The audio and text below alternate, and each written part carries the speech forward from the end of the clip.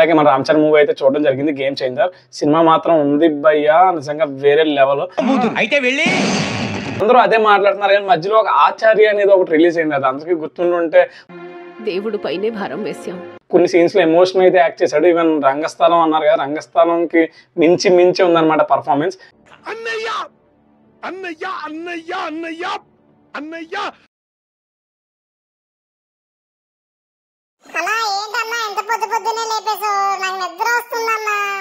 ఇప్పటికే టైం అయిపోతుందిరా, త్వరగా పదరా, అక్కడ ఎంట్రన్స్ వచ్చేస్తుందేమో, నేను కంగారుగా ఉంటే నువ్వు అక్కడ వెళ్ళి లే.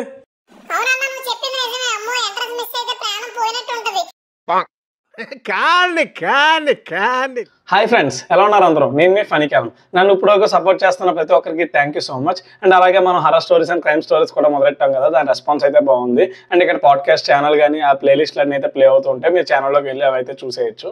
అండ్ అలాగే మనం ఇప్పుడు మాట్లాడుకోబోయేది తెలుసు కదా, తెలుగు సినిమాకి కట్టుబానిసని, తగ్గించుకుంటే మంచి. దాని గురించి అయితే మనం మాట్లాడుకుందాం. మొత్తానికి న్యూ ఇయర్ లోకి అయితే ఎంటర్ అయిపోయాం. అలానే ఇప్పుడు సంక్రాంతి సీజన్ అయితే వచ్చేసింది. ఇక్కడ మనకి 3 భారీ సినిమాలు అయితే రిలీజ్ అయినాయి. ఒకటి Ram Charan movie, and Balakrishna movie, and also Venkatesh movie.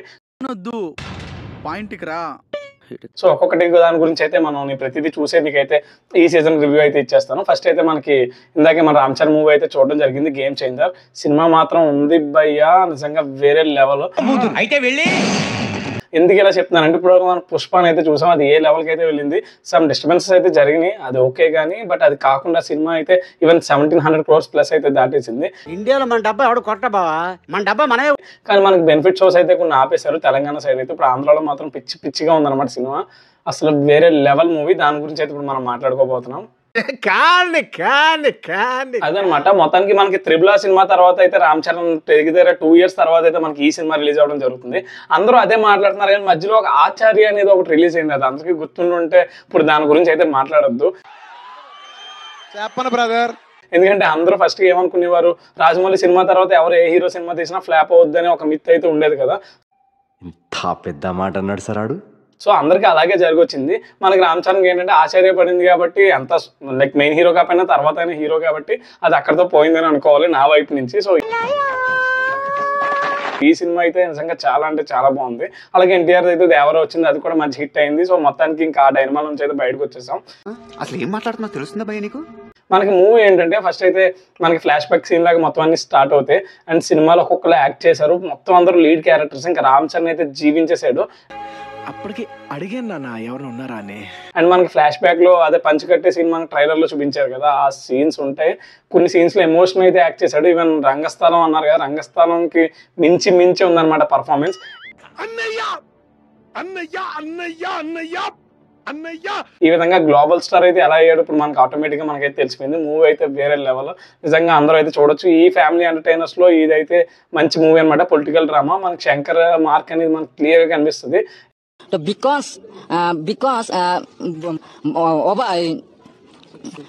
full మన ప్లాట్. కొంతమంది ఎందుకు భయపడ్డారంటే భారతీయుడు తర్వాత లైక్ దీనికైతే స్టోరీ మన కార్తిక్ సుబ్బరాజు కాబట్టి స్టోరీ లైన్ కూడా చాలా బాగుంది. దాంతో పాటు వీళ్ళు చేసిన టేకింగ్స్, అసలు కొన్ని సాంగ్స్ ఉన్నాయి భయ్యా, బాబాయ్ వేరే లెవెల్. అంటే అప్పటి వరకు మనం ఇలాంటి ఒక మహానుభావున్న దూరంగా పెట్టింది. అది ఎలా అంటే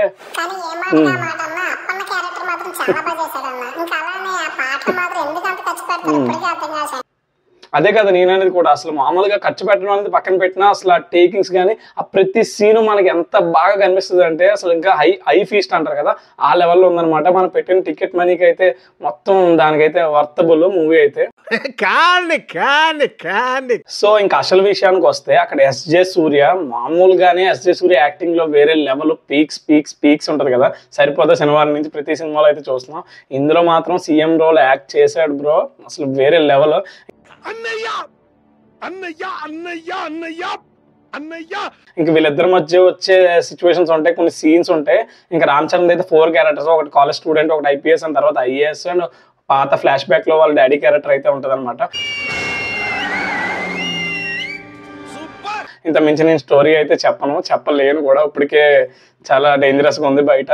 యాక్చువల్ లీక్స్ అయితే కాదు, కానీ ఇది మాత్రం ఖచ్చితంగా థియేటర్లో అయితే చూడాల్సిందే.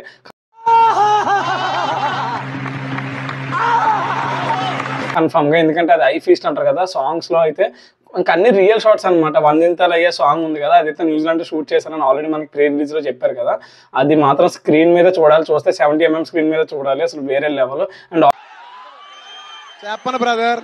ఆల్రెడీ మీరు పక్కన చూస్తున్నారు కదా ఎక్కడెక్కడ ఎలాంటి సెలబ్రేషన్స్ జరుగుతున్నాయో.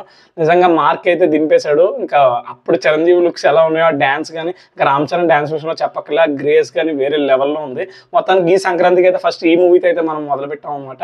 మూవీ అయితే చాలా బాగుంది. అండ్ ఇందులో చేసిన లీడ్ యాక్టర్స్ అందరూ కూడా చాలా బాగా చేశారు. అండ్ కొంతమంది ఆల్రెడీ చెప్పారు, ఈవెన్ సుకుమార్ కూడా చెప్పాడు నేషనల్ అవార్డు పర్ఫార్మెన్స్లని.